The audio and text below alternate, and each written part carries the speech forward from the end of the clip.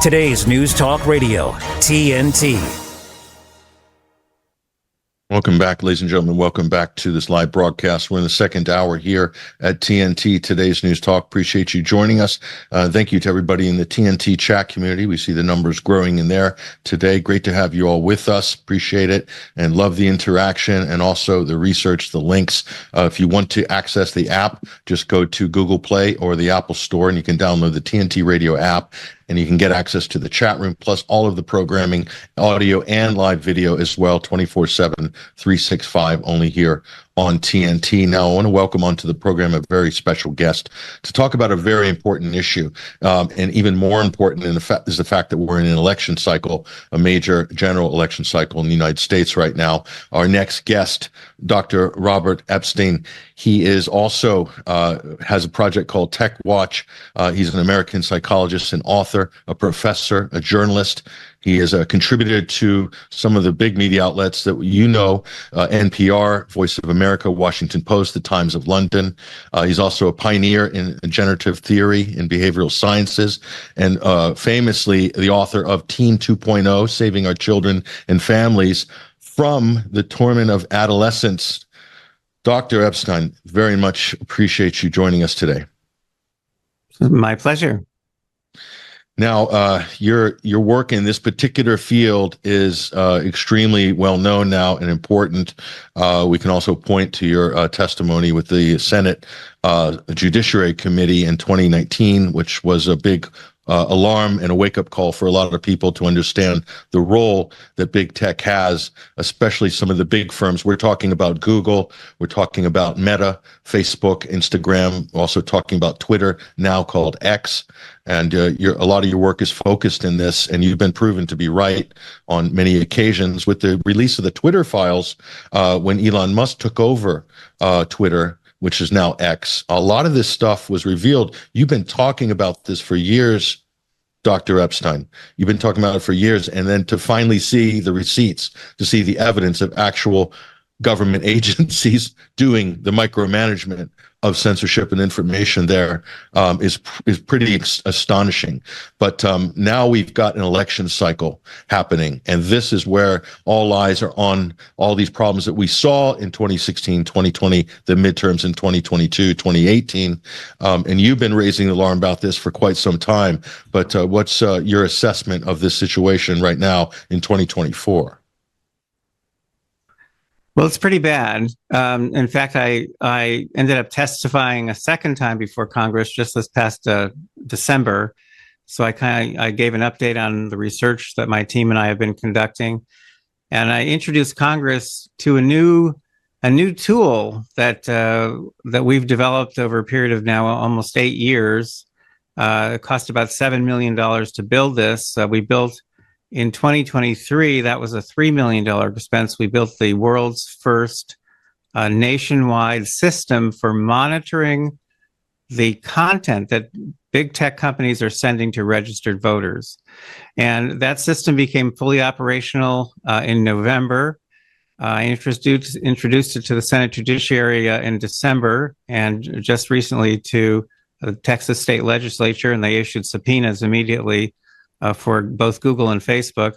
The point is, we now have a system in place that is telling us 24 hours a day what the actual content is that the big tech companies are sending to registered voters around the country. And we're preserving the data. So we're building an archive of evidence that can be used in the courts, used by the Federal Election Commission and other authorities to force these companies out of our elections. This is critically important because whether you know it or not, Google pretty much took over our election system back in 2012, and they've have been getting more aggressive with each subsequent election. This year alone in the presidential election, if we don't stop them, Google alone has the power to shift between 6.4 million and 25.5 million votes. That's just in the presidential election. So they have enormous power. They know they have this power. They execute this power. They do this. They do these things. We know this because, as you said, now finally, there have been a number of leaks from the company. And just last week, another 2,500 documents leaked from Google, confirming again what I've been warning about for so many years. So that's where we stand right now. In other words, Google and to a lesser extent the other tech companies have enormous power to shift votes and opinions on a massive scale. And we have successfully built a system to make them accountable to the public for the first time. We've built the world's first nationwide monitoring system. I've already been contacted by officials from 7 other countries asking me to help them build monitoring systems. So here's the one rare situation where I happen to agree with Donald Trump, and I say America first. We are going to perfect this system and make it work to protect our elections, protect our children. We're going to do that here first before we help other countries. And we've got a clip from your intervention at the Texas state legislature. Let's go ahead and roll this. You're talking about the reminders that users get depending on what party they're affiliated with, and what Google's doing to manipulate potentially elections here. Let's go ahead and roll this, and we'll get your reaction. The research basis for this, because people can debate, the bias being sent to liberals, moderates, and conservatives. But when you see a data point where Google is sending register to vote reminders to one party at 2.5 times greater than the other party, that statistically is way past 1 sigma.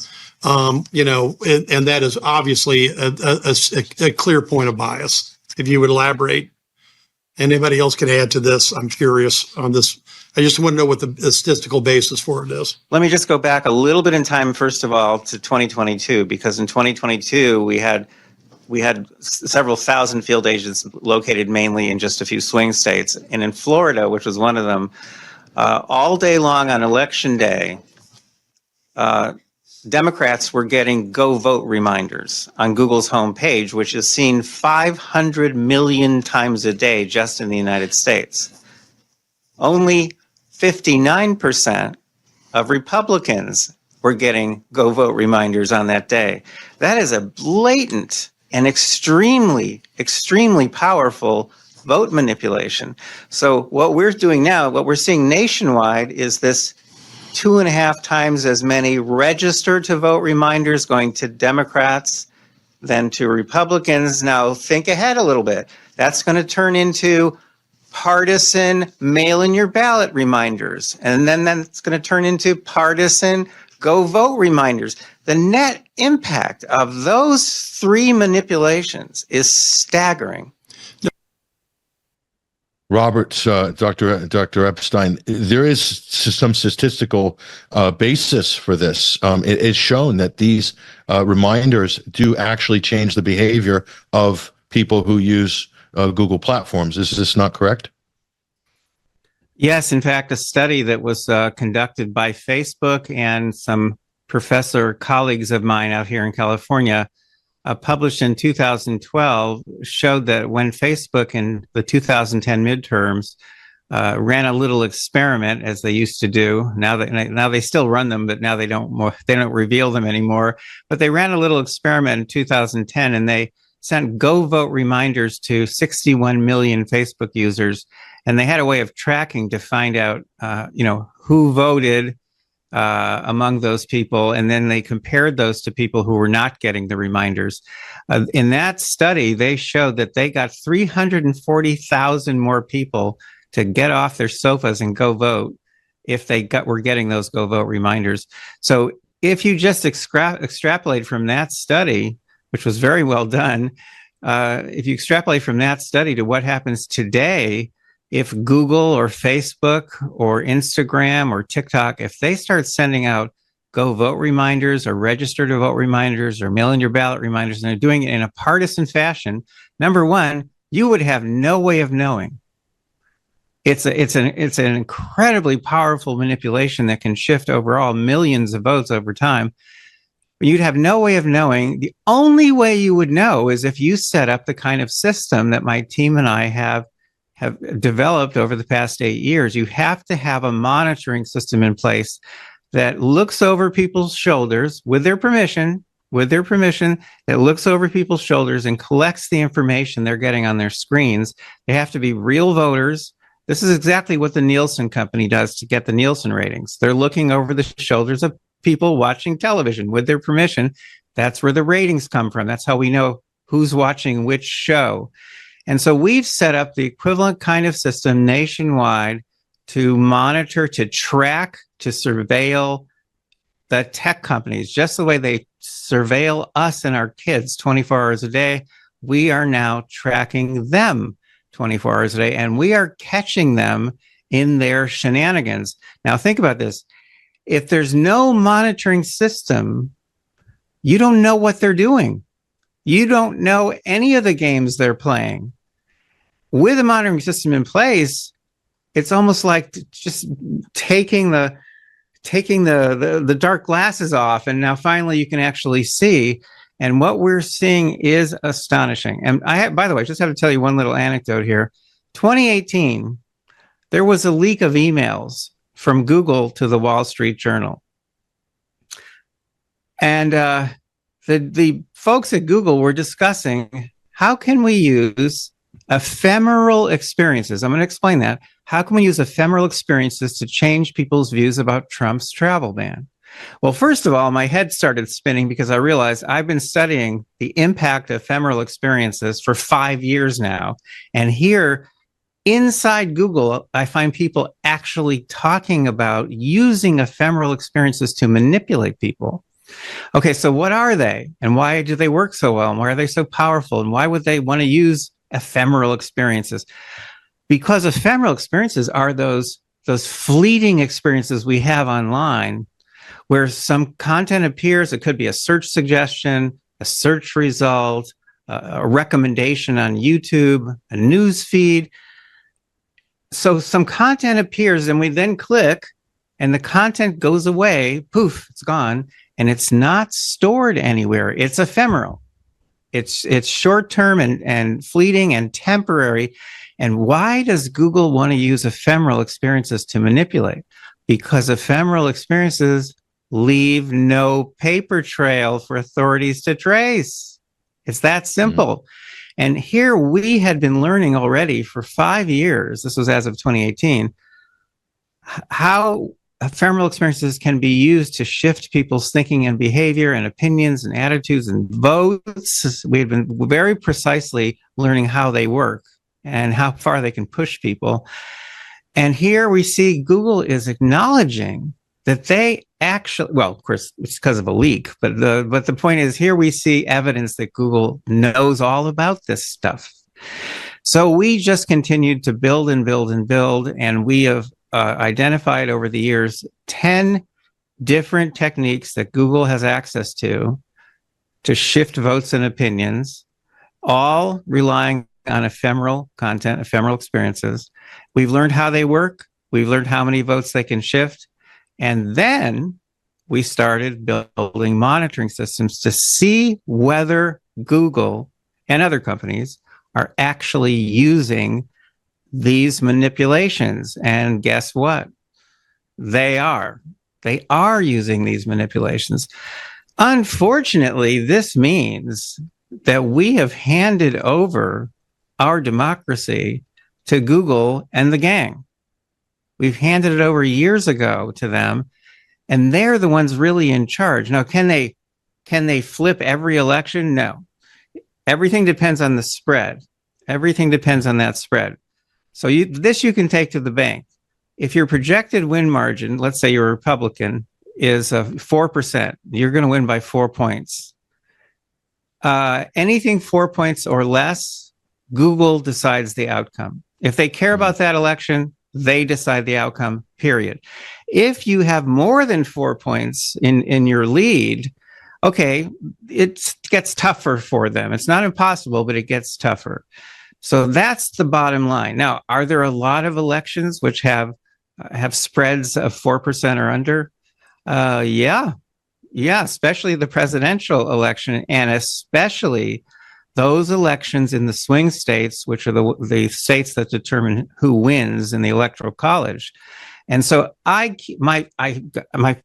of my friends are driving me nuts because they keep saying Trump's going to win this thing because he's ahead in a couple of swing states or 3 swing states or something. And they keep telling me swing state numbers, and I say, oh yeah, how big is the spread in those surveys? And what you're going to find in all those surveys is that there's usually at most one swing state where he's got more than a 4-point lead, which means at this point in time, according to the surveys I've seen, Trump has absolutely no chance of winning, absolutely zero. Now, on the other hand, if we expose what they're doing, and if some of the AGs that we're working with and members of Congress and lawyers from the Federal Election Commission and others, if they not only expose what Google and other companies are doing, but if they take them to court, if they just put pressure on from every single direction saying this is not ethical and it's also not legal. You know why? Because they are violating campaign finance laws. They're making massive in-kind contributions worth tens of millions of dollars to a political party and a candidate without declaring that. That's illegal. You can go to jail for that. That's a felony. Our data, in other words, can be used to get them to back down, to stop what they're doing. Now, this assumes that we can take the system that we've built and we can scale it up. It has to be larger than it is, because right now we have court admissible data in 16 states. So we're getting data from 50 states 24 hours a day, but we have court admissible data in 16 states. We have to scale up, which is very, very, very expensive. So that's what's happening right now. Not only that, we got hacked a couple of days ago, badly hacked by very, very knowledgeable people. And, you know, we expect those things to happen. So we have protections in place. But at this point in time, we're not fully operational again yet. So, you know, this is going to be a battle, is what I'm trying to say. This is a battle. Can we get the resources we need, make sure that we have court admissible data in all 50 states? That will positively push these companies out of our elections, period. Probably now and forever, by the way, because the system we have built, we intend that system to be permanent. This is critically, critically important. 1961, by the way, feel free to interrupt me. No, just hold that thought. Yeah. I mean, a couple of things I think are really important here, Dr. Epstein. One of them is, you know, what's great about what you're doing here is it gives a scientific, at least a scientific grounding to the analysis, and which is the complete opposite of all of the work that's been, the money that's been plowed into academia for disinformation research in so many different institutions that's being used to undergird censorship over the last 8 years is unbelievable in the United States. But what you're doing here is actual empirical data. And you have it's scientific and you can prove it, but the ephemeral propaganda.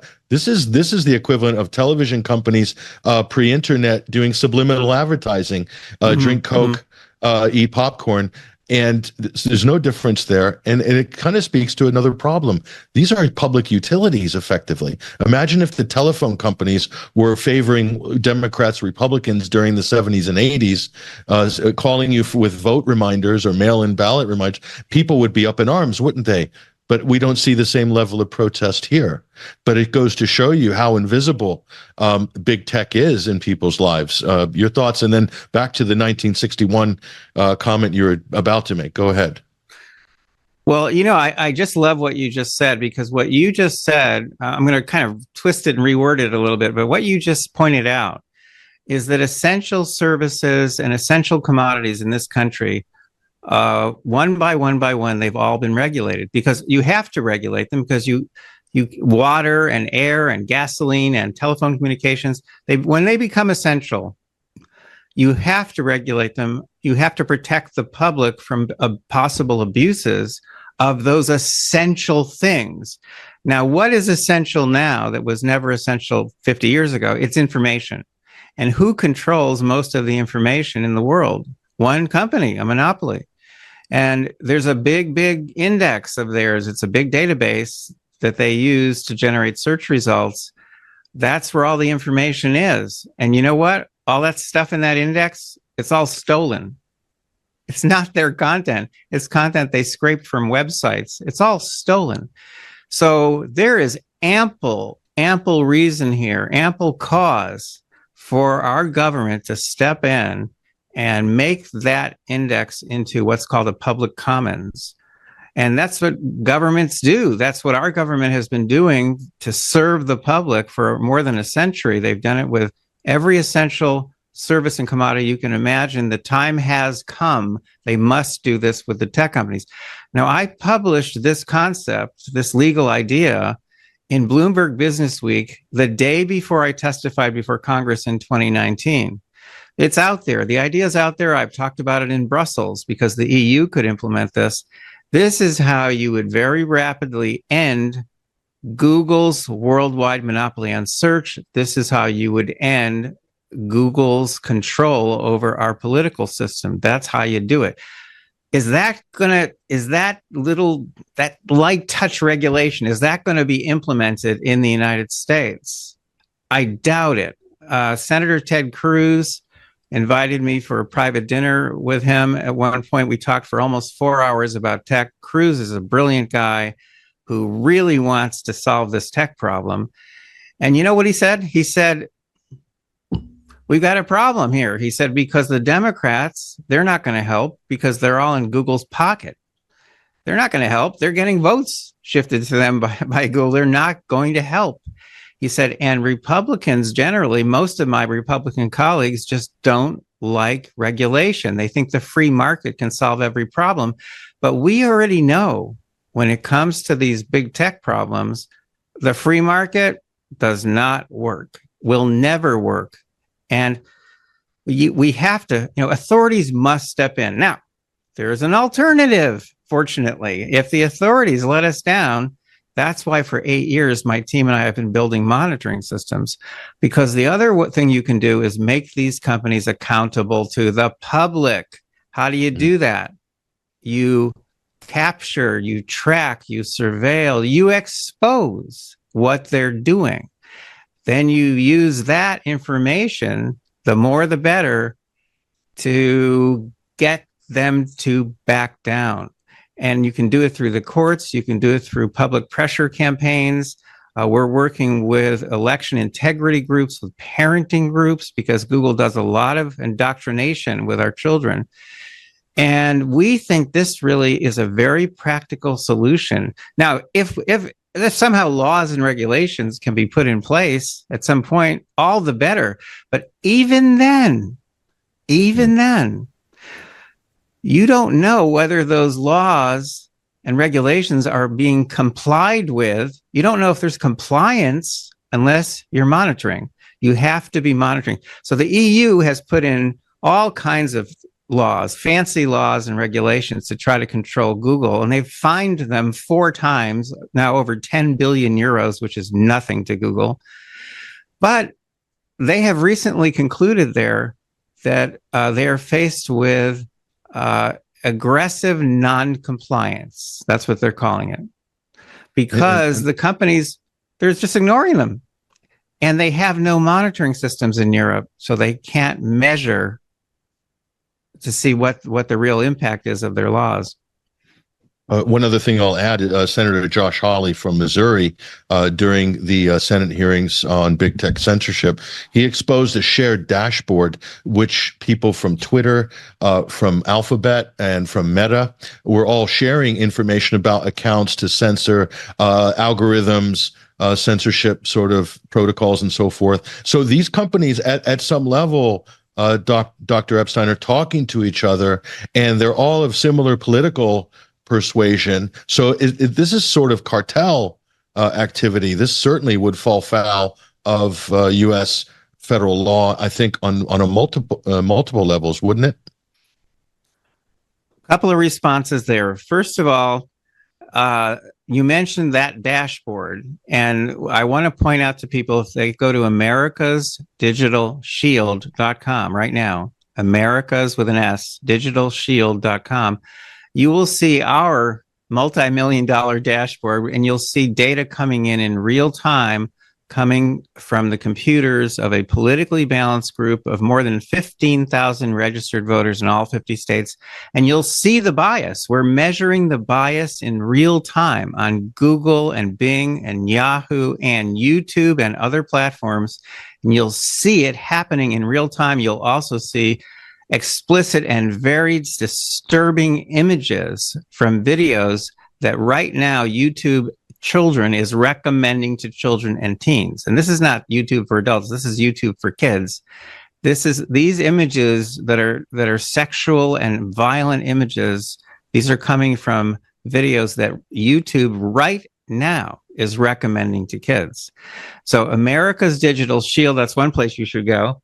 I mentioned 1961 a little earlier because in President Eisenhower's farewell speech, which a lot of people have heard of, he warned about the rise of the military-industrial complex. But that's not all he did. If you go back and actually read that speech, it's astonishing. He also warned, 1961, about the rise of what he called a technological elite that could someday control public policy without our knowledge.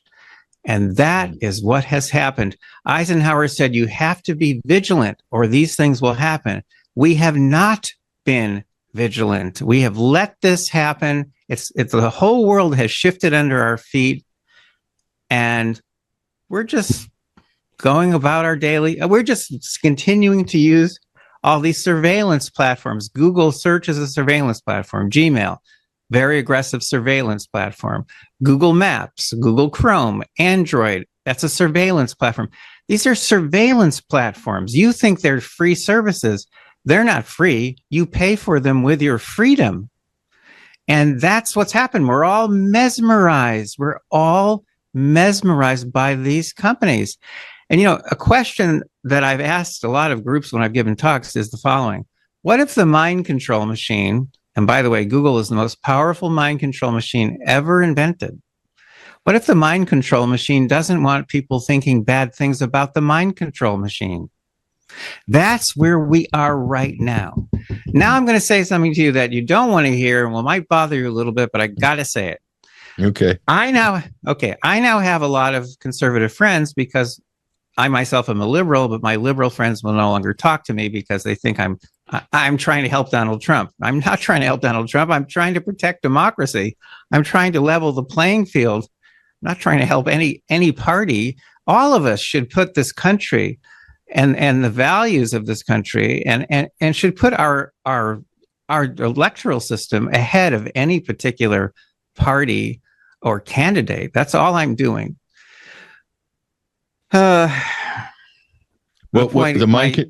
the OpenAI, you saw Edward Snowden issuing a warning. We'll bring this Snowden tweet about OpenAI up on screen, and so he's basically really concerned about the fact that they've appointed, I believe, a former NSA head to head OpenAI, and he's saying, they've gone full mask off, says Snowden. Do not ever trust OpenAI, its products, ChatGPT, etc.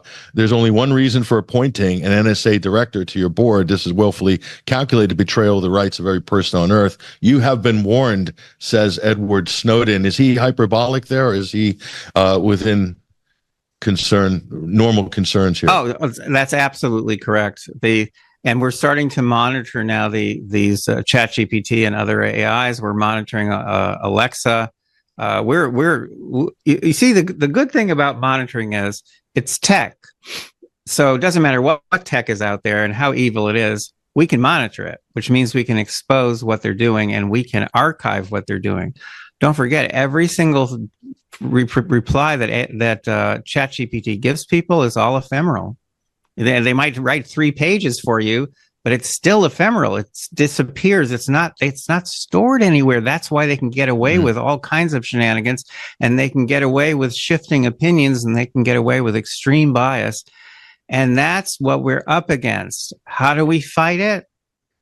Monitoring. Monitoring is, my opinion, that is the solution. Now, if people want to help us build our system, because it needs to be much bigger to really put pressure on these companies, they can go to AmericasDigitalShield.com. You will actually see the system working. And there's a little button there that says sponsor a watchdog. We call our field agents the people who let us use their computers to keep an eye on big tech. All patriots, in my opinion. We only pay them a token fee, $25 a month. Same with Nielsen. They pay the Nielsen families very little. But, as soon as you have 10,000 of these watchdogs, of these field agents, that's $250,000 a month. Now, you might be thinking, why don't we just ask for volunteers? Well, we've tried that. That's a disaster, because then Google sends us thousands of people. And since they know who they are, Google sends fake data to them, and we don't see anything interesting happening at all. When we recruit on our own and we get real registered voters one by one, and we vet them and we have them sign NDAs and we equip them and train them, now we're getting the real picture. We're seeing the real personalized content that Google is sending to real voters. And that content is disturbing. We're up. We were asleep. We let the tech lords, the technological elite, as Eisenhower called them, we let them take over. We need to become more aware. We need to, as my dad used to say, we need to get smart, get smart. And we need to do that. It's, in a way, it's already too late, because it's, a lot of damage has been done, but we can fight. And I'm telling you, we're fighting now with the monitoring system, and we're seeing its impact, because this system went up in November of 2023. If you look at the Google graph on AmericasDigitalShield.com, you'll see something very interesting, which is over the last 6 months that we've been monitoring, and that they've been aware that we're monitoring, that we're babysitting them. We're seeing a very gradual reduction in liberal bias, which is still substantial, but a very gradual, continuous reduction in liberal bias on Google search. Now, maybe they're just kind of playing with us. Maybe they're just kind of testing out our monitoring capabilities. I don't know. I can't imagine them just all of a sudden stopping completely what they're doing. But if we can get to the point in the next couple of months, if we get the resources that we need, and we can get court admissible data in all 50 states. Right now we have court admissible data in 16 states. If we can get court admissible data in all 50 states, they will stop. They would be insane to keep going and doing what they're doing. And the other important thing about this, you're talking about the American electoral system, and it is great to hear that you are working on America's Digital Shield. I think this is potentially a game changer. But you mentioned earlier internationally, and one of the things we found from the Twitter files when Matt Taibbi and other journalists had been going through these emails to find out that the head CIA agent of 17 years was the head of trust and safety at Facebook, who was then promoted to election integrity global officer. So this gives that firm, and who knows what state interests are behind that firm at the intelligence level, but power to do this in different markets around the world. And it doesn't matter which party, one way or another. It could be left, it could be right, it could be something else. But that's an incredible amount of power that's coming from the United States and projected into democratic systems around the world. And so that's where I think your system might come into play. Could you replicate the success of this in other countries? Absolutely. And we have, as I think I mentioned, we have been approached by people from 7 countries so far, asking us to help them build similar systems. We will, when the time is right, we will do that, because every country in the world outside of mainland China, which has its own issues, its own control problems, and outside of North Korea, that they've got their own set of crazy problems. But outside of those two countries, every country in the world is going to need either their own monitoring system, or they have to be part of, some multinational monitoring system, because you've got to try to think way ahead here.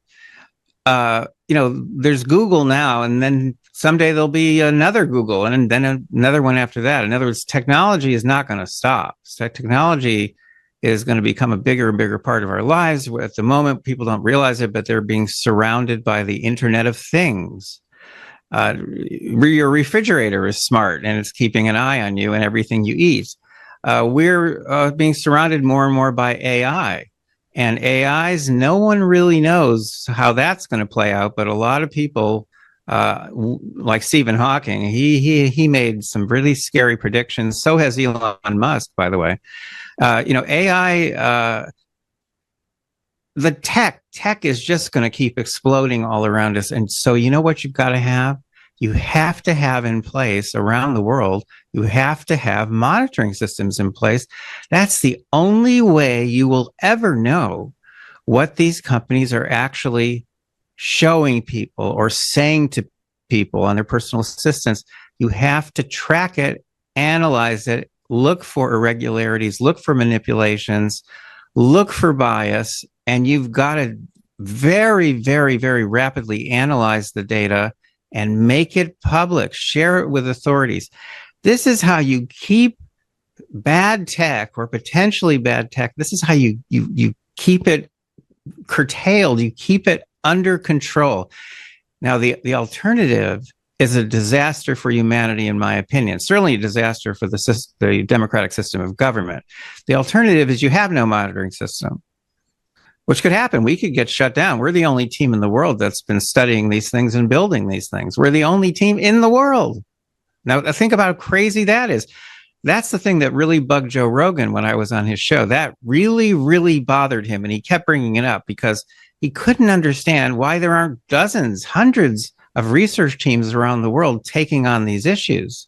And the answer is because of Google, because Google doesn't finance that kind of research, and they give a lot of money to research institutions and universities to kind of guide the type of research they do, especially the kind of tech research they do. So think about no Epstein, no monitoring, no identifying online manipulation, new forms of manipulation that the internet has made possible. So just imagine none of that exists. Then you know what? You don't know. It means from that point on, you have no idea. You don't know what's going on. You don't know who's really in control. And I can tell you for sure that who's really in control, if no one is fighting back, it's the tech companies. It means that the technical elite, just as Eisenhower predicted, the technical elite are in control, and the public is completely clueless. It means the public doesn't understand. They don't understand. They don't know the content that's going to their kids. They don't know about the indoctrination. What's brilliant about what you're proposing here is that you could take that and you could present it to members of Congress or Senate. They could issue subpoenas based on data coming out of your watchdog organization, because you could flag it. There's a problem here, there's a problem there, and there's a problem there. Let's get them in and let's get them to testify under oath. That can happen when you have real-time data. I think that's quite a powerful utility here. Well, that same day that I testified before that Texas committee, which was just a couple of weeks ago, that committee voted unanimously. This was after all the witnesses left, but that committee voted unanimously to issue subpoenas to Google and Facebook. So, and again, I'm in touch every single day now with AGs from various states, members of Congress and others, the leaders of election integrity groups, parenting groups and others. Really, I have meetings every single day with people like this who are trying to figure out, okay, we've got this corpus, this massive corpus of data that we've never had access to before. We've got all this inside stuff on these companies. Okay, now what do we do? Okay, now that's not my department. That's their department. But my job I'm doing as well as I possibly can. And, we have figured out how to do this monitoring, how to recruit these field agents, these wonderful people, how to protect their identities. We are doing our job. We just had, you mentioned an issue earlier about, the threat is coming from multiple platforms. It's not just one. And we just finished up a new area of research on what we call MPE, the multiple platforms effect. And basically, here's how it works. If we expose people on one platform, say Google search, to some biased content, we can get a 40% shift in voting preferences among undecided voters. But if we take those people now and we put them over onto, let's say, YouTube, and they're seeing YouTubes that have a similar bias, now this proportion goes up to 50%. If we put them on a third platform, it could be Alexa, because Alexa actually has political bias. The proportion goes up to 60%. Now, this is really frightening because, in fact, if you look over at Silicon Valley, 98% of donations from that little valley go to one political party. So, in other words, most of the tools that we're using online are pushing people in the same direction. And the effects are, as we say in mathematics, additive. They're additive. They pile up one on top of the other. We have created a nightmare, a technological nightmare for humanity. That's what we have done. My team and I are trying every single day to figure these things out and straighten these things out.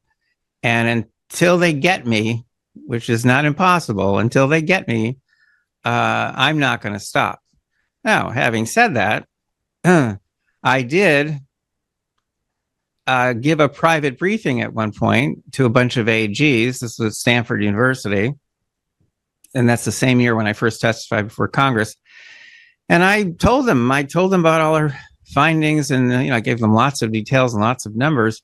And then I was done. I went out in the hallway. One of the AGs came out into the hallway and he said, "Dr. Epstein, I don't mean to scare you." He said, "but based on what you've told us, I predict that you're going to be probably killed in some sort of accident in the next few months." And then he walked away. Now, I was not killed, obviously, but my wife was. Yeah, I'm sorry to hear about your wife. I know you still have that tweet pinned to the top of your social media profile. It underlines the seriousness, potentially anyway, of this issue, and people who dare to challenge and to take on things like this. So, Dr. Robert Epstein, again, we really appreciate you joining us here on TNT, Today's News Talk. Follow Dr. Robert Epstein on X, Twitter, and also go to AmericasDigitalShield.com and find out more information of how you can get involved. Thank you very much for your time today. Thank you, sir. And there he goes, ladies and gentlemen, Dr. Robert Epstein. Fantastic segment. Of course, a big thank you to Dr. Sandra Fernandez in the first hour as well. Two very important conversations. I'm glad we were able to share those with you here live on air, folks. Take care. We'll see you tomorrow. The week is wrapping up quickly, but we got a lot more for you. I can't wait for tomorrow. It's going to be a powerful...